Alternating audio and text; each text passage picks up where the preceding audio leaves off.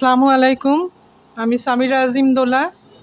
আপনারা জানেন গত 2 দিন ধরে আমরা গুলশান পার্টি অফিসে অনেক কিছু কথা হচ্ছে। তারেক জিয়ার সাথে আমার কথা হয়েছে, তারপর সালাউদ্দিন স্যারের সাথে কথা হয়েছে। আমরা যে ডিসিশনটা নিয়েছি এটা দলের জন্য নিয়েছি।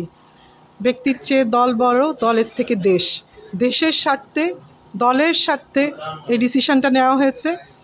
তারেক জিয়ার কথা আমাদেরকে মান্য করতে হবে, যেহেতু উনি আমাদের দলের কথা চিন্তা করেন, দেশের কথা চিন্তা করেন, তাকে সাথ দেওয়াই আমাদের কর্তব্য। আমি আপনাদের লিডারও না, নেত্রীও না। আমি বলবো আমি আপনাদের মেয়ে, আপনাদের বোন, আপনাদের মা। আমি আসছি আপনাদের পাশে, আপনাদের ডাকে। যতদিন আপনারা আছেন আমি আছি আপনাদের সাথে। কোনো ক্ষমতার লোভে আসি নাই, কোনো কিছু পাওয়ার উদ্দেশ্যে আসি নাই, ভালোবাসার জন্য আসছি। আপনারা তখন অভিভাবক হারা ছিলেন, আমিও অভিভাবক হারা, এখনও আমরা অভিভাবক হারা। কিন্তু আমি যখন আপনাদের পাশে আসি মনে হয় বাবা আছেন। আপনারাও হয়তো আমার ভিতরে আমার বাবার ছায়াটা পান।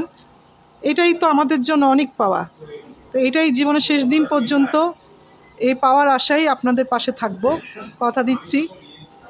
দোয়া করবেন, দল আমাকে যা দিবে ওইটুকু নিয়েই আমি আপনাদের পাশে থাকবো। আপনারা হতাশা হবেন না। আপনারা যদি ভেঙে যান আমি ভেঙে যাব।